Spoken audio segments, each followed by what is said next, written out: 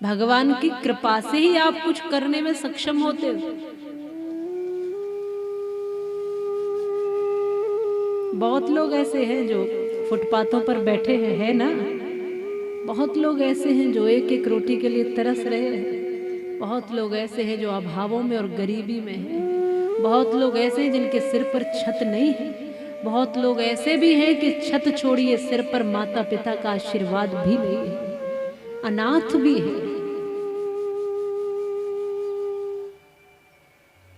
पर भगवान का धन्यवाद करो कि हमारे सिर पर हाथ है, हमारे माता पिता का और हमारे भगवान का भी है।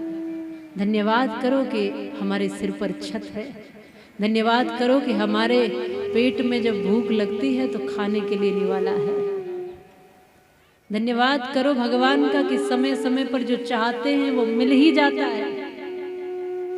क्या रोते हो कि इसलिए पैरों में जूते नहीं दिए भगवान ने, इसलिए रो रहा था व्यक्ति कि पैरों में जूते ही नहीं दिए। जूते पहनने की सामर्थ्य नहीं, इतनी गरीबी कि जूते तक नहीं खरीद सकता। थोड़ी दूर गया, आगे चलकर देखा कि एक व्यक्ति के तो पैर ही नहीं थे। तब भगवान का धन्यवाद किया, प्रभु जूते तो कभी न कभी आ ही जाएंगे, तूने पैर तो सही सलामत दिए हैं ना, ये एहसान काफी है, ये उपकार भी कम नहीं है। इसलिए छोटे छोटे साधन और अभावों के लिए रोने की अपेक्षा अपने आप को देखें, बहुत कुछ दिया है उसने। माना कि कभी कभी मन में ऐसा भाव आता है, वो एक उस पल की कमजोरी है, लेकिन सच तो यही है कि भगवान ने वो सब कुछ दिया है जिसकी हमें जरूरत थी। अब उसमें से बस थोड़ी सी जरूरत के अनुसार इन सब तक पहुंचाना है जिन जिनको जरूरत है। ये 7 दिन हमारे कथा में लग रहे हैं, ये बेकार नहीं जा रहे हैं, ये सदुपयोग हो रहे हैं।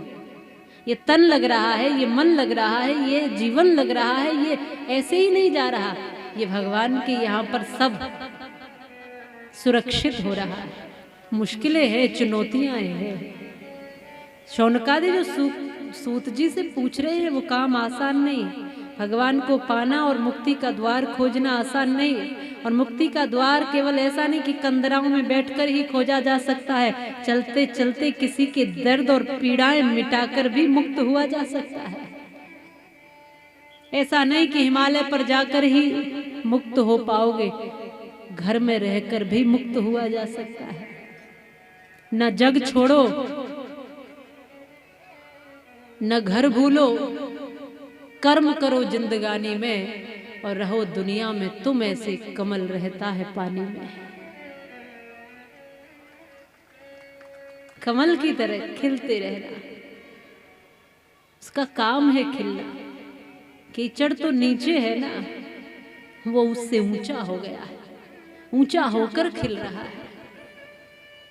दलदल हो सकता है कि हो इधर उधर, लेकिन आपको ध्यान देना ही नहीं है उस पर। आपका ध्यान ही है खिलना, आपका ध्यान ही है भगवान का भजन करना।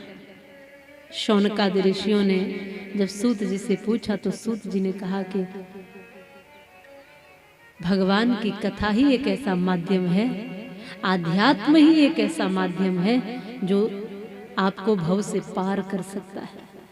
बिना आध्यात्म को जाने, बिना आध्यात्मिक हुए आप पार हो ही नहीं सकते। और आध्यात्म का मतलब क्या है? आत्मा और परमात्मा को जानना, खुद को जानना और जो हमारा है उसको जान लेना। इसको जाने बिना कैसे भी भव से पार होंगे ही नहीं। जब अपने आप को जाना ही नहीं तो पार कैसे होंगे? पार होगा कौन? शरीर तो पार होने के लिए आया नहीं है, शरीर तो यही मिल जाएगा। पार तो आत्मा को ही होना है ना, तो उसका दर्शन तो करना पड़ेगा।